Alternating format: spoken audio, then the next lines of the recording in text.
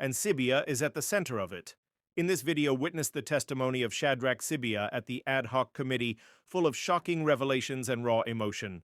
What caused the uproar, and how did Mkhwanazi react? Watch to get the full story. National Commissioner, and we all got calls where you need to go and either explain something to the minister, or maybe get taskings. There was a standard arrangement and agreement that, look, if the minister calls you, you can't say no, but do let me know as the National Commissioner. But do go, but let me know.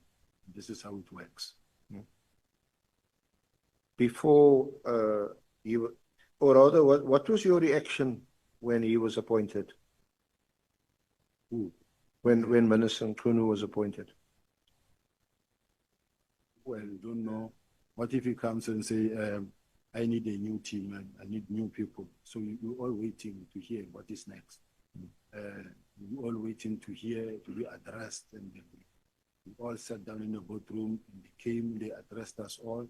And they indicated that, we have confidence in you guys. We're going to give all of you an opportunity. We want to work with you. We are here. We are part of the team. Let's work. And they gave everyone an assurance that, guys, do your work. As long as you do your work, we'll work.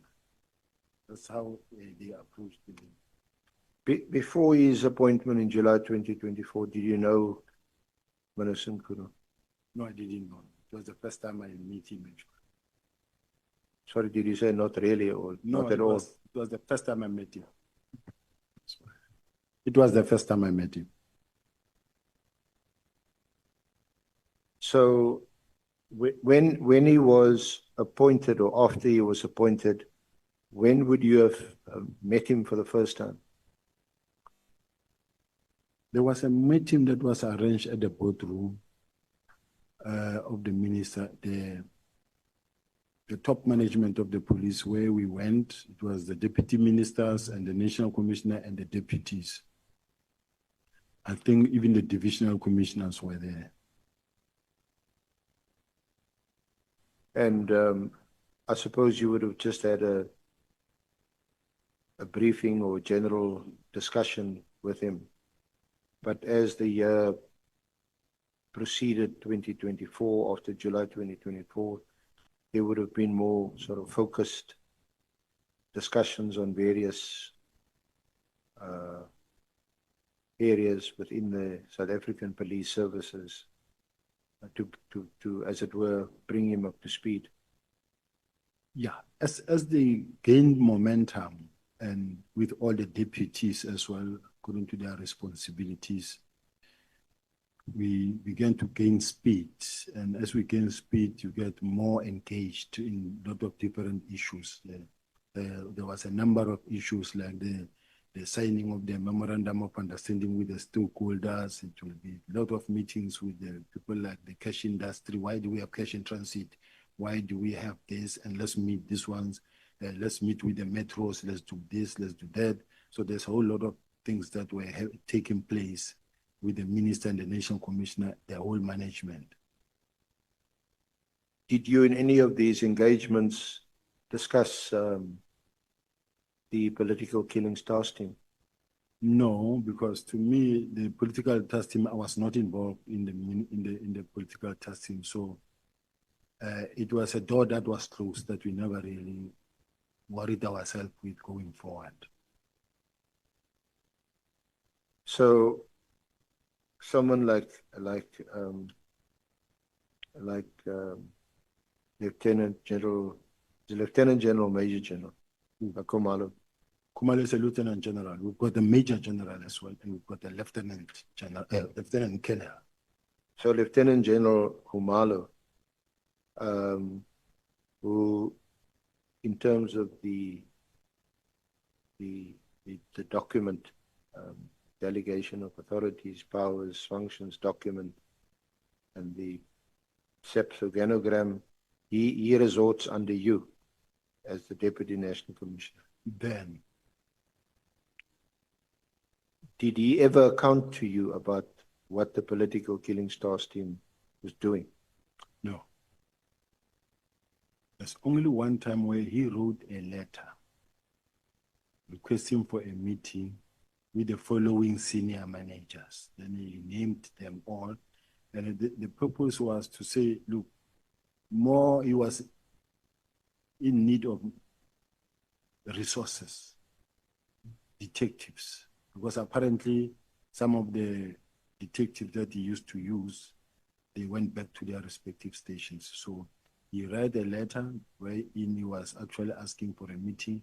It was the very first time I attended that meeting. I think I once attended another one in KZN. I'm not so sure about it, but I've never participated. If ever I attended the meetings 1 or 2 times. Is that one. This other one was more about the resources, but that one, it was the first time I attended. I think the minister was there. And even the National Commissioner confirmed it and said that there's one meeting that he attended, but the rest I never attended. And what was your relationship with Mkhwanazi, Lieutenant General Mkhwanazi?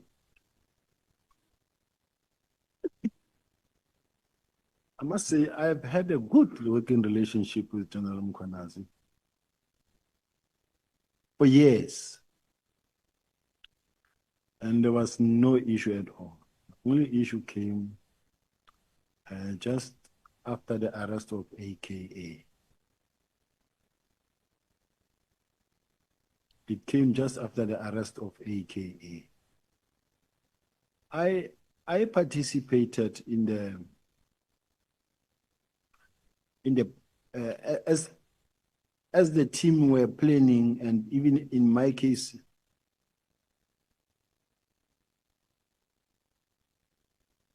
okay, Honorable Ngola. Thank you, Chair, and apologies for doing this. The General is talking about an arrest of AKA. I'm not sure if should we take it that automatically he's referring to the arrest of the alleged murderers of AKA. So maybe if that can be, we don't want to assume that he's talking about what we think he's talking about, because he's referring to an arrest of AKA. Or whether he assumes that we all know what AKA.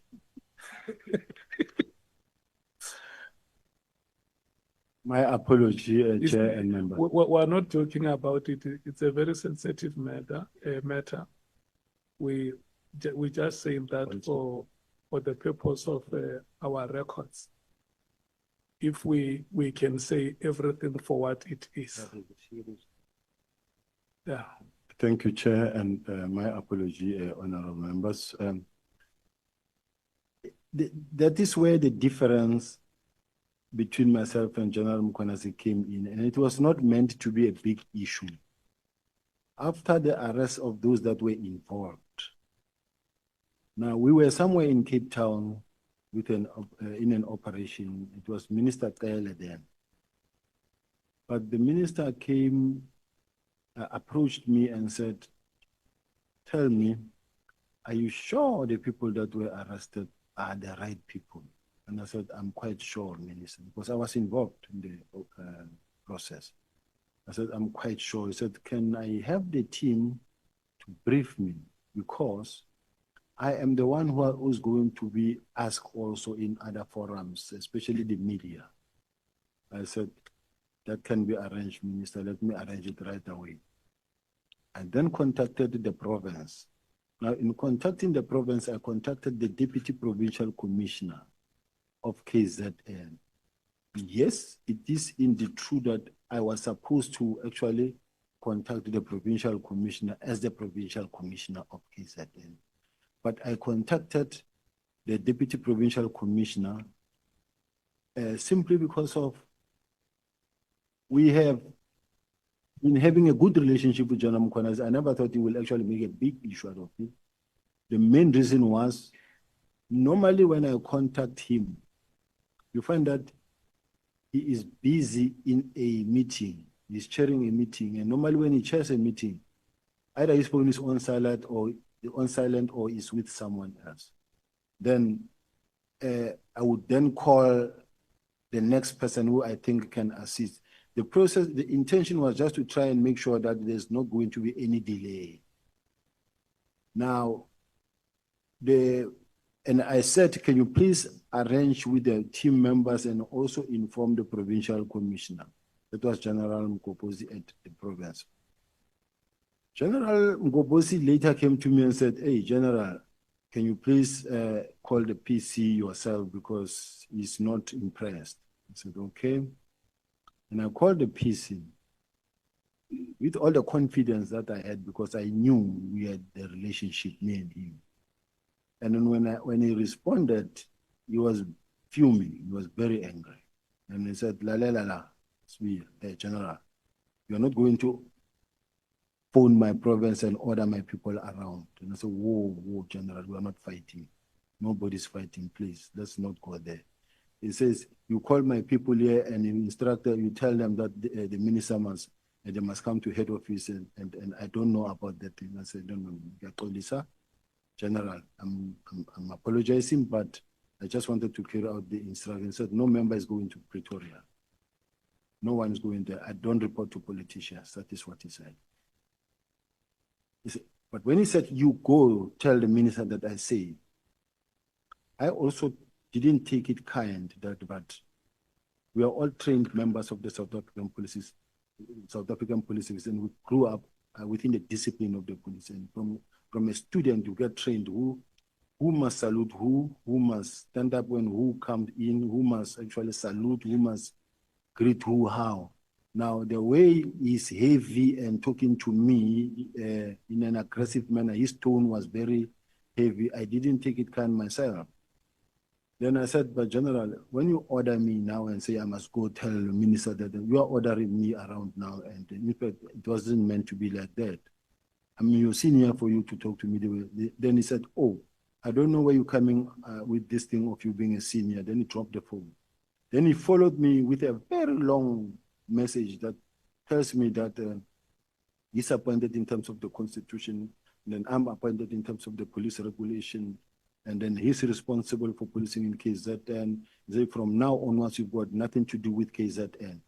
And now I'm being banned by the provincial commissioner to operate in KZN when in fact I'm operating nationally.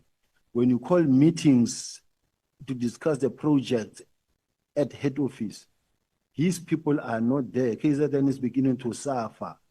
The project are not there. The cash in transit people want to know. Cash in transit is high in KZN. We've got hitmen in KZN. We've got drugs at the harbors. We've got a lot of crime. We've got the people burning the trucks. We've got a number of issues that were happening in KZN, and yet we need to intervene from head office, and then there's no relationship. So KZN was suffering. So it was a question of we need to fix this relationship so that at least crime does not suffer. That is how it happened. Is that the... What do you think about this explosive confrontation? Was Sibiya justified in his reaction, or did Mkhwanazi push him too far? Comment below, smash that like button if you want more updates, and don't forget to subscribe for all the latest South African news drama. Thanks for watching. I'll catch you on my next upload. Bye.